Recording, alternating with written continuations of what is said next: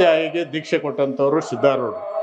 ನಮ್ಮ ಚರಿತ್ರೆಯಲ್ಲಿ ಎಲ್ಲೂ ಹೆಣ್ಮಕ್ಳಿಗೆ ದೀಕ್ಷೆ ಕೊಟ್ಟಿದ್ದನ್ನು ನೋಡಿಲ್ಲ. ಸಾಕಷ್ಟು ಅಗುರುಗಳು ಬರ್ತಾರೆ ಪ್ರತಿ ವರ್ಷ, ಬೇರೆ ಬೇರೆ ಟೈಮಲ್ಲಿ ಅಗುರುಗಳೇ ಬಂದು ಇಲ್ಲಿ ಬಂದು ಸಿದ್ಧಾರೂಢರು ದರ್ಶನ ಮತ್ತು ಇದನ್ನು ಮಾಡಿ ಅವ್ರದ್ದೇ ಆದಂಥ ಪೂಜೆ ಪುನಸ್ಕಾರಗಳನ್ನೆಲ್ಲ ಮಾಡಿಕೊಂಡು ಹೋಗ್ತಿರ್ತಾರೆ. ಇದು ಸಿದ್ಧಾರೂಢರ ಚರಿತ್ರೆ. ಶಿವರಾಮಚಂದ್ರಗಿರಿ ಅವರು 56 ಅಧ್ಯಾಯಗಳಲ್ಲಿ ಸಿದ್ಧಾರೂಢ ಚರಿತ್ರೆಯನ್ನ ಬರೆದಿದ್ದಾರೆ. ಅದನ್ನ ಚಿತ್ರವಾಗಿ ಅದನ್ನ ಇಲ್ಲಿ ನಿರೂಪಣೆ ಮಾಡಲಾಗಿದೆ. ಮತ್ತೆ ಎಲ್ಲ ನಮ್ಮ ಜನಕ್ಕೆ ಕಾಶಿ ವಿಶ್ವನಾಥಕ್ಕೆ ಹೋಗಿ ಅಲ್ಲಿ ಗಂಗಾರತಿ ನೋಡ್ಲಿಕ್ಕೆ ಆಗಲ್ಲ. ಅದೇ ಅದು ಒಂದು ಇಲ್ಲಿ ನೋಡೋಣ ಮಾಡ್ಲಿ, ನಮ್ಮ ಜನಕ್ಕೆ ಉತ್ತರ ನಮ್ಮ ಕರ್ನಾಟಕದವರಿಗೆ ಎಲ್ಲ ಅನುಕೂಲ ಆಗ್ಲಿ ಅಂತ ಹೇಳಿ ವಿ ಹ್ಯಾವ್ ಸ್ಟಾರ್ಟೆಡ್ ಆರುಢ ಆರತಿ ಅಂತ. ಬೆಳಿಗ್ಗೆಯಿಂದ ಪ್ರಸಾದ ಇರ್ತದೆ, ಪಲಾವ್ ಅಥವಾ ಉಪ್ಪಿಟ್ಟು ಈ ಥರದ್ದು ಮಾಡಿರ್ತೀವಿ ಬೆಳಗ್ಗೆ 8 ಗಂಟೆಗೆ. ಆಮೇಲೆ ಮಧ್ಯಾಹ್ನ 12 ಗಂಟೆ ನಂತರ ಈಗ ಅಲ್ಲಿ ಎಡೆ ಆದ ತಕ್ಷಣ ಇಲ್ಲಿ ಅನ್ನ, ಸಾರು, ಬಾಜಿ ಮತ್ತು ಒಂದು ಸ್ವೀಟ್, 4 ಪ್ರಸಾದ. ಪ್ರಿಯ ವೀಕ್ಷಕರೇ ನಮಸ್ಕಾರ. ಕಾರ್ಯಕ್ರಮವನ್ನು ನೋಡಿ ಸುಮ್ಮನಾಗಬೇಡಿ, ನಮ್ಮ ವಾಹಿನಿಯನ್ನ ಸಬ್ಸ್ಕ್ರೈಬ್ ಮಾಡ್ಕೊಳ್ಳಿ. ಸಬ್ಸ್ಕ್ರೈಬ್ ಮಾಡಿ ಪ್ಲೀಸ್. ಜೀವನದಲ್ಲಿ ತುಂಬಾ ನೊಂದವರು, ಹೌದು, ಏನಾದ್ರೂ ಒಂದು ಸೇವೆ ಒಂದು ಸ್ಪೆಷಲ್ ಬರ್ಬೋದು. ಭಾಳ ಜನ ಅಂತವ್ರು ಇರ್ತಾರೆ ಸಾವಕಾಶ. ಇದು ಶಿಷ್ಯಂದಿರ ಕೊಠಡಿ. ಇದು ಶಿಷ್ಯಂದಿರದು. ಆಕ್ಚುಲಿ ಇಲ್ಲಿ ಕಲಾವತಿ ಆಯಿ ಅಂತ ಒಬ್ರು ಇದ್ರಲ್ಲ, ಕಲಾವತಿ ಆಯಿ ಅಂತೇಳಿ ಬೆಳಗಾಂನಲ್ಲಿ ಕಲಾವತಿ ಆಯಿ ಮಂದಿರ ಇದ್ರು. ಕಲಾವತಿ ಆಯಿ ಬಂದವಾಗ ಇಲ್ಲಿ ಇರ್ತಿದ್ರಂತೆ ಈ ಒಂದು ಕೊಠಡಿಯಲ್ಲಿ. ಸೊ ಹಾಗಾಗಿ ಇದು ಕಲಾವತಿ ಆಯಿ ಮಂದಿರ ಅಂತ ಹೇಳ್ತಾರೆ. ಕಲಾವತಿ ಆಯಿಗೆ ದೀಕ್ಷೆ ಕೊಟ್ಟಂಥವ್ರು ಸಿದ್ಧಾರೂಢರು. ನಮ್ಮ ಚರಿತ್ರೆಯಲ್ಲಿ ಎಲ್ಲೂ ಹೆಣ್ಮಕ್ಳಿಗೆ ದೀಕ್ಷೆ ಕೊಟ್ಟಿದ್ದನ್ನು ನೋಡಿಲ್ಲ. ಸಿದ್ಧಾರೂಢರು ಪ್ರಥಮವಾಗಿ ಕಲಾವತಿ ಆಯಿಗೆ ದೀಕ್ಷೆ ಕೊಟ್ಟು ಅವ್ರ ನಂತರ ಹರಿಭಜನೆ ಮಾಡಿ ಎಲ್ಲ ಕಡೆಗೂ ಪ್ರಸಾರ ಮಾಡ್ತಾರೆ ಹರಿಭಜನೆಯನ್ನು. ಆಮೇಲೆ ಅವರು ನಂತರ ಬೆಳಗಾಂನಲ್ಲಿ ಐಕ್ಯರಾಗ್ತಾರೆ. ಬೆಳಗಾಂನಲ್ಲಿ ಅವರ ಸಮಾಧಿ ಮಂದಿರ ಕೂಡ ಇದೆ ಕಲಾವತಿ ಆಯಿ ಅವ್ರದ್ದು. ಮತ್ತು ಮಹಾರಾಷ್ಟ್ರ ಮತ್ತು ಗೋವಾದಲ್ಲೆಲ್ಲ ಕಲಾವತಿ ಆಯಿ ಮಂದಿರಗಳು ಸಾಕಷ್ಟು ಇದೆ. ಕಲಾವತಿ ಆಯಿ ಸಿದ್ಧಾರೂಢರ ಕಡೆಯಿಂದನೇ ದೀಕ್ಷೆ ತಗೊಂಡು ಮುಂದೆ ಹೋಗಿದೆ. ಸೊ ಅಲ್ಲೇ ಒಂದು ಪ್ರತೀತಿ ಇದೆ. ನೀವು ಬೆಳಗಾವಿಗೆ ಕಲಾವತಿ ಆಯಿ ಮಂದಿರಕ್ಕೆ ಹೋದರೆ ಅವ್ರು ಹೇಳ್ತಾರೆ, ಫಸ್ಟ್ ನನ್ನ ಗುರುಗಳಾದ ಸಿದ್ಧಾರೂಢರನ್ನ ತಾವು ದರ್ಶನ ಮಾಡಿ ಬರಬೇಕು ಅಂತೇಳಿ. ಹಾಗಾಗಿ ಅಲ್ಲಿನ ಭಕ್ತರು ಇಲ್ಲಿ ಬಂದು ದರ್ಶನ ತಗೊಂಡು ಮತ್ತೆ ಕಲಾವತಿ ಆಯಿ ಮಂದಿರಕ್ಕೆ ಹೋಗ್ತಾರೆ. ಇತ್ತೀಚೆಗೆ ನಾನು ಕೆಲವೊಂದು ಅಘೋರಿಗಳು ಕೂಡ ಸಿದ್ಧಾರೂಢ ಮಠದ ಬಗ್ಗೆ ಮಾತಾಡೋದನ್ನ ಸೋಷಿಯಲ್ ಮೀಡಿಯಾದಲ್ಲಿ ನೋಡಿದ್ದೆ. ಅಂದ್ರೆ ಇಲ್ಲಿ ಅಘೋರಿಗಳು ಕೂಡ ಬರ್ತಾರಲ್ಲ? ಹೌದು, ಸಾಕಷ್ಟು ಅಘೋರಿಗಳು ಬರ್ತಾರೆ ಪ್ರತಿ ವರ್ಷ. ಬೇರೆ ಬೇರೆ ಟೈಮಲ್ಲಿ ಅಘೋರಿಗಳೇ ಬಂದು ಇಲ್ಲಿ ಬಂದು ಸಿದ್ಧಾರೂಢರು ದರ್ಶನ ಮತ್ತು ಇದನ್ನು ಮಾಡಿ ಅವ್ರದ್ದೇ ಆದಂಥ ಪೂಜೆ ಪುನಸ್ಕಾರಗಳನ್ನೆಲ್ಲ ಮಾಡಿಕೊಂಡು ಹೋಗ್ತಿರ್ತಾರೆ. ಪ್ರತಿ ವರ್ಷ ಅದನ್ನೇ ಹೇಳ್ತಾರೆ. ಎಲ್ಲವನ್ನ ನಾನು ಕೇಳಿಸ್ಕೊಂಡೆ. ಕುಂಭಮೇಳದಲ್ಲಿ ಕೂಡ ಒಬ್ಬರು ಮಾತಾಡಿದ್ರಲ್ಲ, ಬಂದ್ ಹೋದ್ರು ಅವ್ರು 3-4 ಸಲ ಬಂದ್ ಹೋದ್ರು. ಸಿದ್ಧಾರೂಢರಿಗೆ ಆರೂಢ ಜ್ಯೋತಿ ಶಕ್ತಿ ಬಂದಂತಹ ಜಾಗ. ಅವ್ರ ಹಚ್ಚಿ ದೀಪ ಇವತ್ತು ಸಿದ್ಧಾರೂಢ ಹಾರಿಲ್ಲ ದೀಪ. ಈಗ ಇದು ಎಲ್ಲ ಸಿದ್ಧಾರೂಢರ ಶಿಷ್ಯಂದಿರು ಬಹಳ ಇವರೆಲ್ಲ ಎಲ್ಲಿದ್ದಾರೆ. ಅವರು ಖಾಸಗತೇಶ್ವರ ಸ್ವಾಮೀಜಿಗಳು, ಇವರು ಶಿವಪುತ್ರೇಶ್ವರ ಸ್ವಾಮಿಗಳು, ಶ್ಯಾಮಾನಂದ ಸ್ವಾಮಿಗಳು, ಇವ್ರದ್ದೆಲ್ಲ ಮಠಗಳು ಇದ್ದಾವೆ. ಈಗ ಐರಣಿಯಲ್ಲಿ ಮುಪ್ಪಿನಾರ್ಯರ ಸ್ವಾಮೀಜಿಗಳ ಮಠ ಇದೆ. ಅಕ್ಕಲಕೋಟೆಯಲ್ಲಿ ಅವ್ರದ್ದು ರೇವಣಸಿದ್ದವ್ರ ಸ್ವಾಮಿಗಳು ಇದ್ದಾವೆ. ಗೋವಿಂದ ಸ್ವಾಮಿಗಳ ಮಠ ಅಲ್ಲಿ ಇದೆ. ಹೀಗೆ ಇದು ಕಬೀರದಾಸರದ್ದು, ಅಲ್ಲಿ ಗದ್ದುಗೆ ಇದೆ ಅವ್ರದ್ದು ಕಬೀರದಾಸರ. ಅವರು ಗಜದಂಡ ಸ್ವಾಮಿಗಳು ಸಿದ್ಧಾರೂಢರ ಗುರುಗಳು. ಗಜದಂಡ ಅವ್ರದ್ದು ರಾಯಚೂರು ಅಮರಗೊಂಡದಲ್ಲಿ ಅವ್ರದ್ದು ಕ್ಷೇತ್ರ ಇದೆ.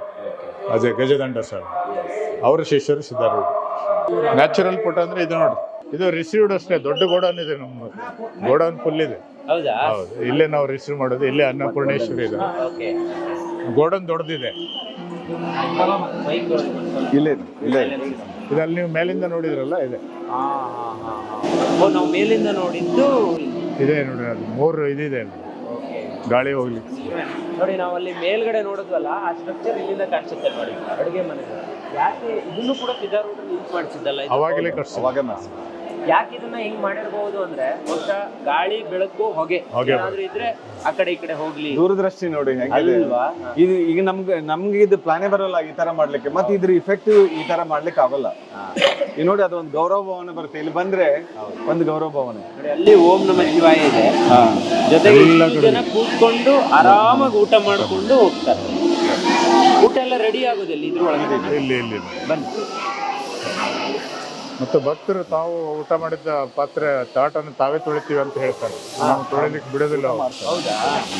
ಬರ್ಲಿ. ಇದು ಅಡುಗೆ ಮನೆ. ಇದು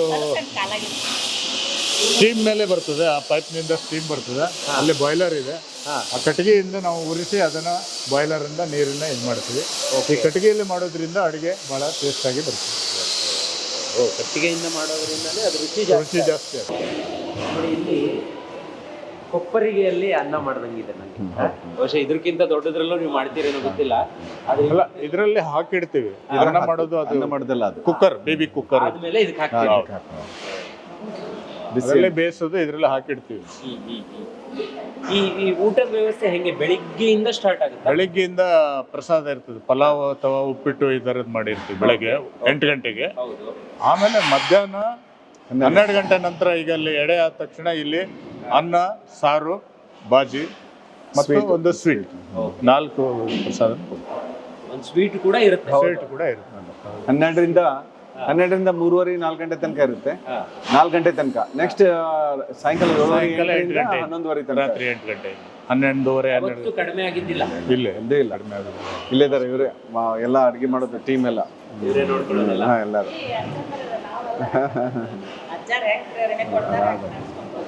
ಅಡಿಗೆ ಮಾಡೋರು ಇದ್ದಾರೆ, ಸೇವಕರು ಅವ್ರ ಜೊತೆ ಬಂದು ಸೇರ್ಕೊಳ್ತಾರೆ. ಈ ಜಾತ್ರೆ ಟೈಮ್ನಲ್ಲಿ ಒಂದೊಂದು ಊರಿಂದ ಬಂದು ದೊಡ್ಡ ಸಂಖ್ಯೆಯಲ್ಲಿ ಜನ ಬಂದು, ಮುಖ್ಯವಾಗಿ ಒಂದು ಮುರ್ಕಿಬಾವಿ ಅಂತೇಳಿ ಒಂದು ಕ್ಷೇತ್ರ ಇದೆ ಊರಿಗೆ, ಆ ಊರಿಂದ ಹೆಚ್ಚಾಗಿ ಎಲ್ಲ ಬಂದು ಆ ಊರಿನ ಜನ ಬಂದು ಅಡಿಗೆ ಮಾಡಿ ಕೊಡ್ತಾರೆ. ಯಾಕಂದ್ರೆ ಭಾಳ ದೊಡ್ಡ ಪ್ರಮಾಣದಲ್ಲಿ ಅಡಿಗೆ ಮಾಡಬೇಕಾಗ್ತದೆ. ಅವತ್ತು ಸುಮಾರು 50-60 ಕ್ವಿಂಟಲ್ ಅಕ್ಕಿಯನ್ನು ನಾವು ಬೇಯಿಸ್ತಾ ಇರ್ತೀವಿ. ಹಾಗಾಗಿ ಆ ಊರಿನ ಜನನೇ ಬಂದು ಎಲ್ಲ ಬಂದು ಕ್ಲೀನ್ ಮಾಡಿ, ತರಕಾರಿ ಹೆಚ್ಚೋದು, ಪಾತ್ರೆ ತೊಳೆಯೋದು ಎಲ್ಲನೂ ಮಾಡಿ ನಮ್ಗೆ ಅಡಿಗೆ ಮಾಡಿ ರೆಡಿ ಮಾಡಿ ಕೊಡ್ತಾರೆ. ಅಡುಗೆ ಮನೆಯ ಉಸ್ತುವಾರಿ ಇಲ್ಲೇ ಇದ್ದಾರೆ. ಸೊ ಇವ್ರ ಹತ್ರ ಕೇಳೋಣ, ಹೇಗೆ ಭಕ್ತಾದಿಗಳು ಇಲ್ಲಿಗೆ ಬಂದಾಗ ನಿಮ್ಮ ಅನ್ನ ಸಂತರ್ಪಣೆ, ಅನ್ನ ಪ್ರಸಾದವನ್ನು ಉಂಡು ಎಷ್ಟು ಖುಷಿ ಆಗ್ತಾರೆ, ಎಷ್ಟು ಖುಷಿಯಿಂದ ಹೋಗ್ತಾರೆ? ತುಂಬ ಖುಷಿ ಆಗ್ತಾರೆ ಸರ್ ಅವ್ರೆ. ಅಜ್ಜನ ಪ್ರಸಾದ ಊಟ ಮಾಡಿದ್ವಿ ಅಂದ್ರೆ ತುಂಬ ಖುಷಿ ಆಗ್ತಾರೆ ಅವ್ರು. ಹೌದಲ್ವಾ? ಹೌದು. ಅಜ್ಜನ ಪ್ರಸಾದ ಊಟ ಮಾಡಿದ್ರೆ ಸಾಕು. ಹೌದು. ಅನೇಕ ಅಜ್ಜರ ಸಾರು ಉಂಡವರೆಲ್ಲ ಪಾರು ಅಂತ ಹೇಳ್ತಾರೆ. ಕರೆಕ್ಟ್. ಈ ಪಾತ್ರೆ ತೊಳೆಯೋ ಸಿಸ್ಟಮ್ ಹೆಂಗಿರುತ್ತೆ ಸರ್? ಇದು ಮಿಷಿನಿಂದ 10 ಹುಡುಗರು ಅದಾವ. ಬೆಳಿಗ್ಗೆ ಶಿಫ್ಟಿಗೆ 5 ಜನ ಇದ್ದಾರೆ ರೀ, ಮಧ್ಯಾಹ್ನ ಶಿಫ್ಟಿಗೆ 5 ಜನ ಇದ್ದಾರೆ, ಕ್ಲೀನರ್ 2 ಅದಾರ. ಟೋಟಲ್ 14 ಜನ ಇದ್ದೀವಿ ನಾವು ಕಿಚನ್. ಅಷ್ಟು ಸಾಕಾಗುತ್ತಾ? ಸೇವಕರು ಬರ್ತಾರಲ್ಲ ಅವ್ರಿಗೆ. ಸೇವಕರು ಬರ್ತಾರೆ. ಅಡಿಗೆಯಲ್ಲಿ ಏನಾದರೂ ಪ್ರತಿದಿನ ಭಿನ್ನ ಭಿನ್ನವಾಗಿರುವಂಥದ್ದು ಏನಾದರೂ ಇರುತ್ತಾ ಅಥವಾ ಒಂದೇ ಥರನ ಹೇಗೆ? ನಾವು ಯಾವ್ದಾರು ಭಕ್ತರು ಕೊಡ್ತಾರಲ್ಲ ತರಕಾರಿ, ಅದು ಯಾವ ತರಕಾರಿ ಹೆಚ್ಚಿಗೆ ಇರುತ್ತೆ ಅದು ಮಾಡ್ತೀವಿ, ಒಂದೇ ಅಂತ ಕಂಟಿನ್ಯೂ ಇಲ್ಲ. ಇವರೆಲ್ಲ ಸೇವೆ ಮಾಡೋರು ಬೇಕಾದ್ರೆ ಮಾತಾಡ್ತಾರೆ, ಅವ್ರಿಗೆ ಯಾವುದೇ ಇದಿಲ್ಲ. ಸೇವಕರು ಬನ್ನಿ. ಇದೆಲ್ಲ ಸಾರ ಸರ್ ಇದು? ಹಾಂ ಹಾಂ. ಇವರು ಸೇವಕರು ಸೇವೆ ಮಾಡಿ. ಇದು ಸ್ವೀಟ್ಸ್ ನೋಡಿ, ಇದು ಪಾಯಸ. ಇದು ಪಾಯಸ ಮಾಡಿರ್ತೀವಿ. ಇದೆಲ್ಲ ಪಾಯಸ. Sweet. ಫಸ್ಟಿಗೆ ಪಾಯಸ ಕೊಡ್ತೀವಿ. ಎವ್ರಿಡೇ ಪಾಯಸ. ಇದು ಬೆಳಿಗ್ಗೆದ್ದು ಈಗ ಮುಂಜಾನೆ ಬ್ರೇಕ್ಫಾಸ್ಟ್ಗೆ ಅಂತ ಮಾಡಿರ್ತೀವಿ. ನೋಡಿ ಎಲ್ಲ ಸಾಂಬಾರು ಇಲ್ಲಿ. ಒಂದು ಬಾಜಿ, ಒಂದು ಸಾಂಬಾರು, ಒಂದು ಸ್ವೀಟು, ಅನ್ನ, ಬರ ಯೂಟ್ಯೂಬ್ನಾಗೆಲ್ಲ ಬರ್ತಾರೆ. ನಿಮ್ಗೆ ಬರ ಏನು ಉಳಂಗಿಲ್ಲ. ಇದು ಯೂಟ್ಯೂಬ್ ಸಾಂಬಾರ್ ಮಾಡ್ತಾ ಇದ್ದಾರೆ. ಸಾಂಬಾರ್ ಇಲ್ಲಿ ಬರುತ್ತೆ. ನೋಡಿ ಸಾಂಬಾರು, ನೋಡಿ ಈ ತರ ಸಾಂಬಾರು, ಬಿಸಿ ಬಿಸಿ ಸಾಂಬಾರು. ಓಕೆ. ಅದಕ್ಕೆ ಬರೋದು ಆಕ್ಚುಲಿ ಸಾಂಬಾರು. ನೋಡಿ ಎಷ್ಟು ಚೆನ್ನಾಗಿ, ಅದ್ರ ಸ್ಮೆಲ್ ಇರ್ಬೋದು, ಅದು ನೋಡಿದ್ರೇನೆ ಒಂದು ಪ್ರೀತಿ. ನೋಡಿ ಎಷ್ಟು ಚೆನ್ನಾಗಿದೆ. ಬಂದ್ರೆ ಖಂಡಿತ ನಾವು ಮಾಡ್ಬೇಕು. ಇವತ್ತು ಮಾಡಬೇಡ, ನಾವು ಇವತ್ತು ಇಲ್ಲಿಗೆ ಬರ್ತೀವಿ ಅಂತ ನಾನು ಮನಸ್ಪೂರ್ವಕವಾಗಿ ಬೆಳಿಗ್ಗೆಯಿಂದ ಏನು ತಿಂದಿಲ್ಲ. ನಾವು ಉಪವಾಸದಲ್ಲೇ ಇದ್ದು ಮಾಡೋಣ, ಇವರು ತಂದಿದ್ರು ಮನೆಗೆ.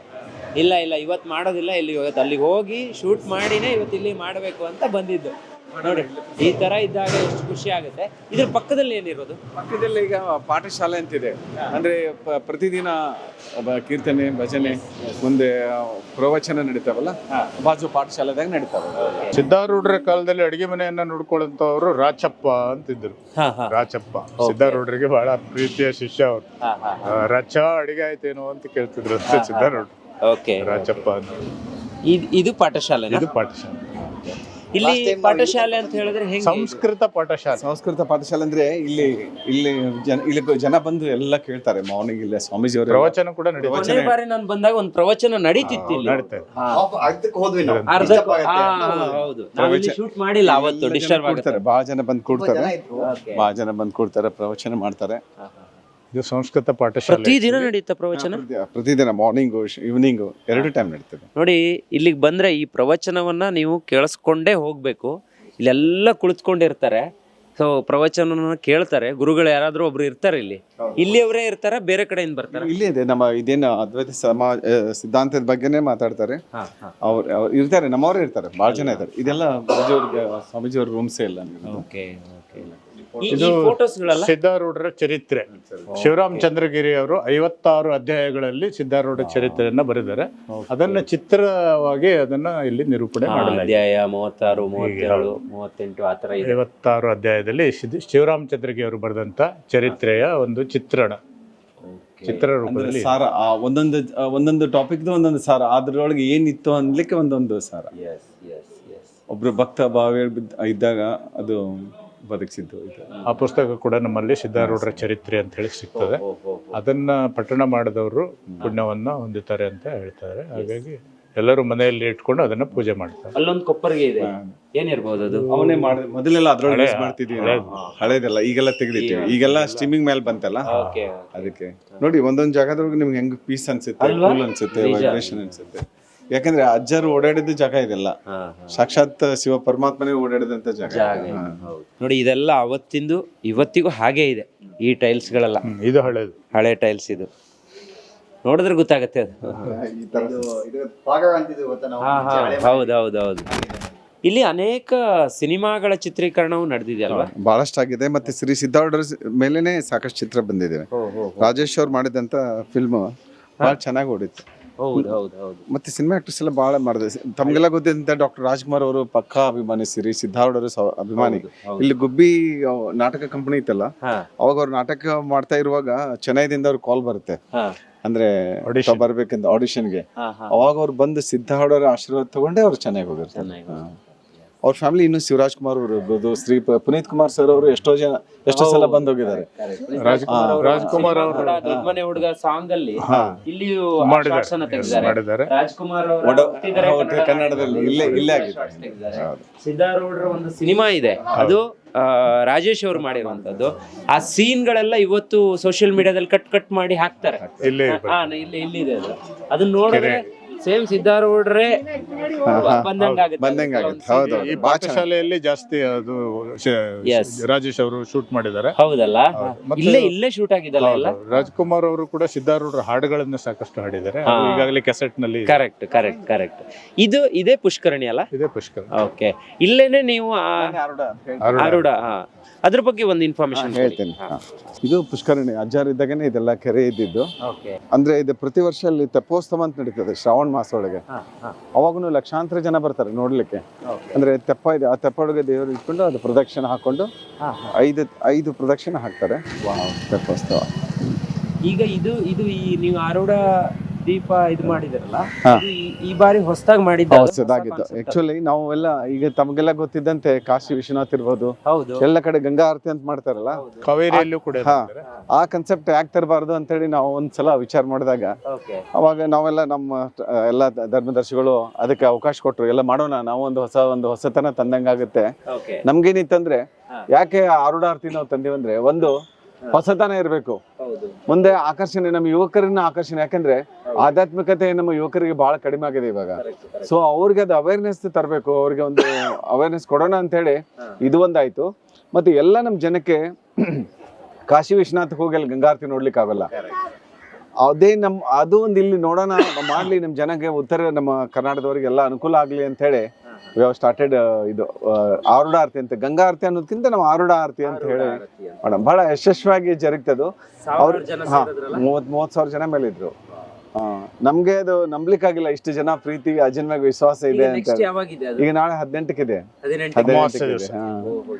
People are waiting. ನಾವು ಸರ್ ಯಾವಾಗ ಬರೋಣ ಯಾವಾಗ ಅಂತ ಹೇಳಿ ಅದು 6 ಗಂಟೆಗೆ ಪ್ರಾರಂಭ.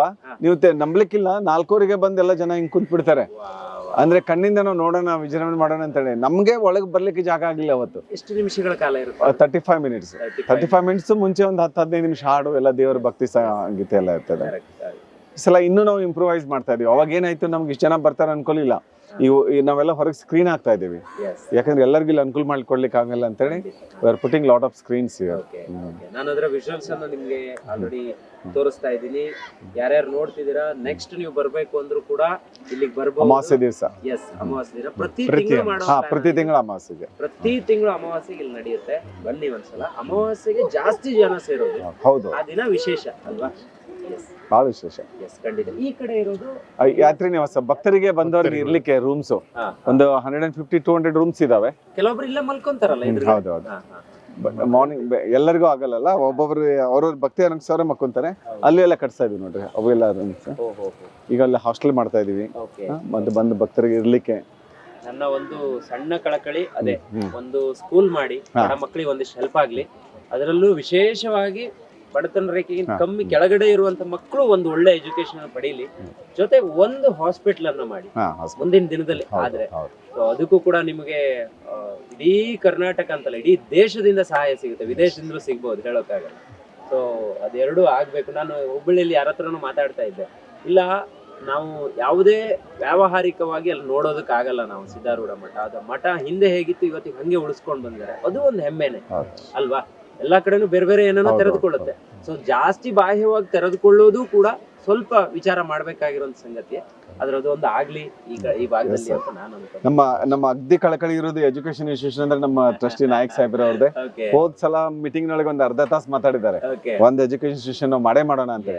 ನಮಗೂ ಅವಶ್ಯಕತೆ ಇದೆ, ಅದು ಆಕ್ಚುಲಿ ಬಹಳ ಅವಶ್ಯಕತೆ ಇದೆ. ಅದಕ್ಕೆ ಎಲ್ಲರೂ ಪಾಸಿಟಿವ್ ಆಗಿ ಹೇಳಿದ್ದಾರೆ. ಮುಂದಿನ ದಿನಗಳಲ್ಲಿ ನಾವು ಒಂದು ಶುರು ಮಾಡ್ತೀವಿ. ತುಂಬಾ ಇದೆ ನಮ್ಗದು ಈಗ ನಾವು ಬೇರೆ ಬೇರೆ ಕಡೆ ಎಲ್ಲ ಹೋದಾಗ ಅದ್ರ ಅನುಭವಗಳು ಆಗ್ತಾ ಇರುತ್ತೆ. ಹೌದು, ಅದು ಒಂದು ಮಟ್ಟಕ್ಕೆ ಇಲ್ಲ ಹಾಗೆ ಆಗುತ್ತೆ ಮಾಡ್ತೀವಿ.